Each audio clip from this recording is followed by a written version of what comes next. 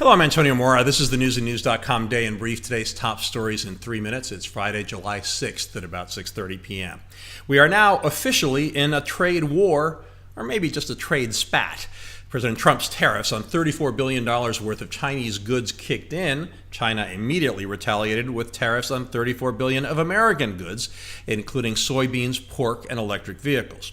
Trump then threatened a massive escalation, saying the U.S. could impose tariffs on virtually all imported Chinese goods, about $500 billion worth. That would definitely be a trade war. Minutes from the most recent Federal Reserve meeting show Fed officials have serious concerns about the economic consequences.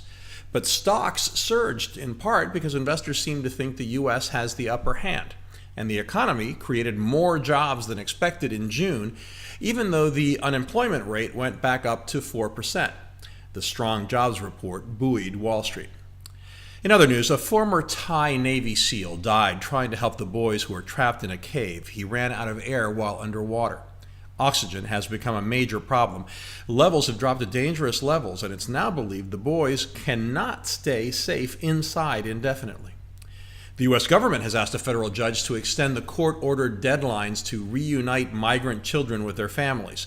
That added to the concerns that the government is struggling to get the process under control. So did comments from the Secretary of Health and Human Services. He said DNA testing is being used to confirm the parent-child relationships of nearly 3,000 children. That number of kids is hundreds higher than previously admitted. Divisions in the GOP have led to a battle among supporters of the two who are seen as the front-runners to succeed Anthony Kennedy on the Supreme Court. Social conservatives are pushing for Amy Coney Barrett, arguing that establishment favorite Brett Kavanaugh isn't conservative enough.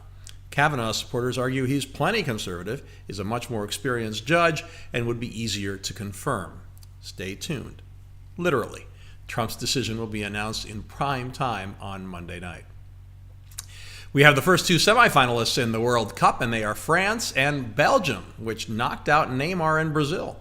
The European neighbors will play each other in a match that most believe will determine who ultimately becomes the world champion.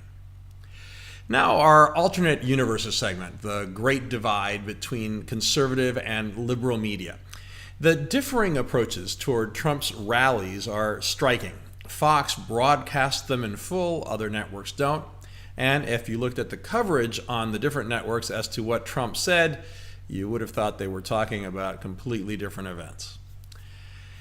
Finally, I am sure you will be more at peace this weekend knowing that Einstein's theory of general relativity has passed its toughest test yet. Astronomers proved the equivalence principle, that all objects fall in the same way no matter how heavy or light they are. We've posted a somewhat understandable explanation of how they used distant stars to prove it. You can find all those stories and much more updated around the clock 7 days a week on newsandnews.com, where you will find all you need to know in one place. Please subscribe to our YouTube channel by clicking on the right of your screen just below this video, and please follow us on Facebook at Real News and News, and follow me on Twitter at AMoraTV. Have a good weekend. I'll see you again on Monday.